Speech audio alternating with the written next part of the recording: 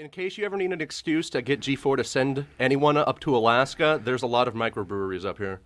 Really? Yeah.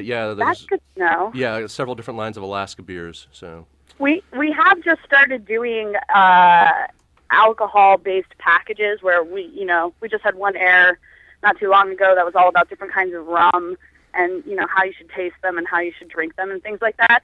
But we do them all with Complex Magazine, so they're always in New York. If I can convince Complex Magazine to come out to Alaska, maybe we got something there. Yeah, I did actually see that bit, and I think it was one of the many times I've watched Attack of the Show and just be like, they get paid for doing this, because you were, and it's a package, so I'm sure it was longer and drawn out than that, but you were basically getting paid to fly to New York and drink rum. Right. But you have to understand that I actually, in that day, shot the rum package. We have a sake package that's going to be airing and a whiskey package. So I shot those all in the same day. So in the course of 7 hours, I had drank 9 different kinds of alcohol. Which package did you shoot last? The whiskey. I was going to die. Okay. By the time I got to that, just the smell of alcohol was making me woozy. I was like, oh my gosh. And I kept having to take, because you have to do multiple takes of this stuff until you finally get it. So I kept having to take sips of whiskey, and I was like, I'm going to die, guys. We need to get me a sandwich or something. Oh. So there you go. Maybe that's the unglamorous part of the job. Yeah. Having to drink to excess. I got it. All right. No, yeah. That makes sense. And you talked about you played games basically since birth, or give or take, a couple years. But right. When you moved out, to the West Coast and everything, was G4 something you had been familiar with at all before, they hit you up at a bar for a job? Well, I definitely knew about the network, and my cousin was a huge fan of the network. So when even when I just had the meetings, I had called him up, and he was freaking out because he loves the show so much. And he's like, oh my God, if you got a job on that network, that would just be the coolest thing ever. And lo and behold, I'm now, one of the regular faces on the network. So he just thinks it's the sweetest thing that's ever happened to our family. But yeah, I was definitely familiar with the network. I'm not going to say that I had sat there and watched Attack of the Show every day, but I knew of it. I definitely knew of Ninja Warrior, that's for sure. Yeah. Really quick, speaking of Ninja Warrior, you actually were one of the co-hosts of the American Ninja Warrior. Is that coming back at some point in the future? It is. I'm very excited that we will be having an American Ninja Warrior 2 with myself and Blair Herter again. It will probably be right around the same time of the year, so I think tryouts are in August at some time, and then we'll be going off to Japan in September again, and then it'll probably air in December as well.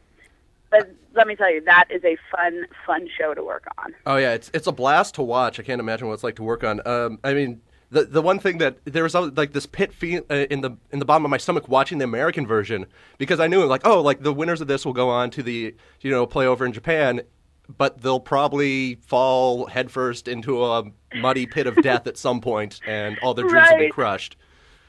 I know, it's pretty amazing to watch the Americans do our course and just kick ass on it, and then get to Japan and it's like, oh wait, the skill level for the Japanese version is much higher.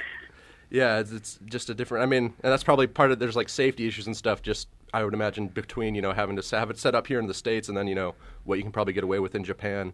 Well, but believe it or not, it's actually very safe in Japan. I've been out there twice now, and I've never seen anything to me that looks like it would have been a safety issue at all. The thing that impresses me most is that they shoot the entire season in one day. What? Stage 1, Stage 2, Stage 3, and Stage 4 are all shot in one day. So it's I think they start running at 10 a.m. and they go until 3 o'clock in the morning. Even though it all airs separately, it's all one day. Wow, that sounds horribly unpleasant. Yeah, I know. And they have the same crews. It's not like Japan has the same labor laws that we do. The crews work all day. A 16-hour day or something like that. Oh, wow. I want to talk a little bit about your background. As any good journalist or reporter would do, once I knew we were going to do this interview, I immediately went to your Wikipedia page. Oh, no. Yeah. And I don't know if you noticed this, but 90% of your Wikipedia page is devoted to you working at G4, and there's an entire one sentence about life before G4. So, because I didn't exist before G4. Apparently. Obviously, I was a robot created by G4. Yeah. They just gave me the bartending story, so I had some sort of personality. Alison Haislip, are you a Cylon?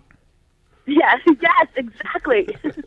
No, but because I couldn't garner much information from Wikipedia, surprisingly, what can you tell us more than a sentence about your life before getting hooked up with G4? Well, I can tell you that my Wikipedia page used to say that I was getting my master's degree in something, and I was like, that's not true. I don't know who puts all this info on Wikipedia about me, but like sometimes I read stuff and I'm like, where'd you figure that out? How did you know that? But you know, born and raised in Jersey, which is pretty obvious since I have a lot of Jersey pride on the show. And then went off to school to Boston College, where I studied acting and theater and all that fun stuff. And then moved to LA, I think 3 weeks after I graduated college. And have been out here acting and doing that since then. A lot of people don't know that I had never hosted a day before my life. Like, acting was always my thing, and I've done a bunch of cool indie films and, you know, some guest stars on TV shows and commercials and stuff like that, but I had never before in my life seen a teleprompter or knew how to host until I got G4. Huh. So the whole, like, first 6 months that I worked there, I was winging it. I was figuring it out as I was going along.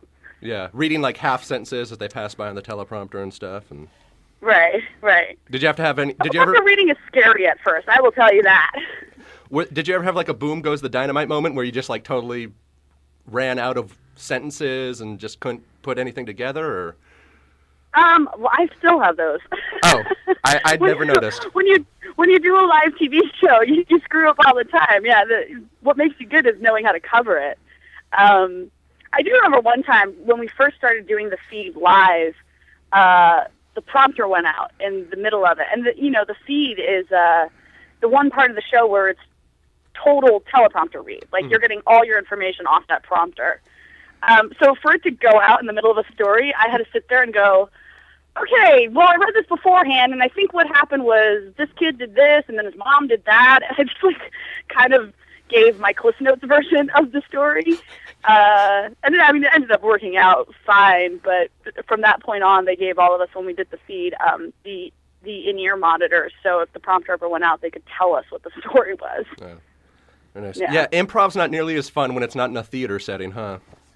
Right, when you're panicking because it's on live national television. Yeah, not nearly as amusing.